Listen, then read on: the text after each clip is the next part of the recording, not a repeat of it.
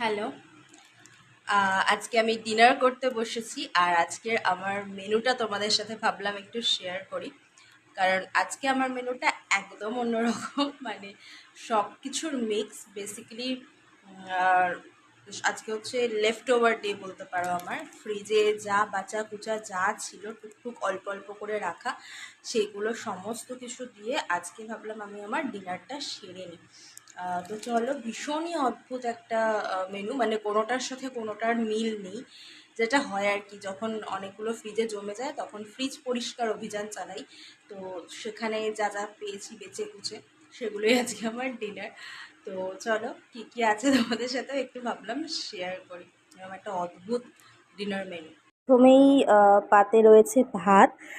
আর এটা হচ্ছে আগের দিনের ওই পোয়া মাছ, সেই মাছটার সর্ষে দিয়ে ঝাল, যেটা মা পাঠিয়েছিল কিন্তু রয়ে গেছে আমার সেটা।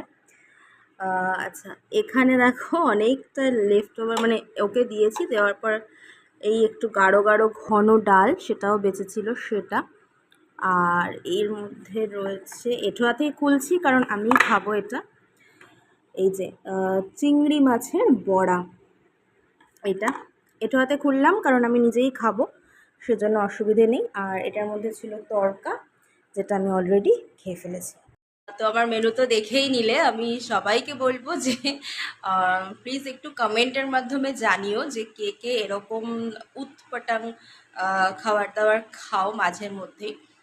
আমার মাঝে মধ্যে হয়ে যায়, কারণ ও ফ্রিজের খাবার খুব একটা খেতে চায় না, আর ও অলরেডি মানে শুয়ে পড়েছে। তো যাই হোক, ও খুব একটা ওই লেফট ওভার খাবার খেতে চায় না।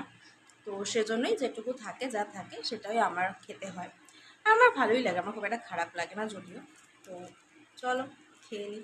আর তোমরা কিন্তু কমেন্ট করতে একদম ভুলো না।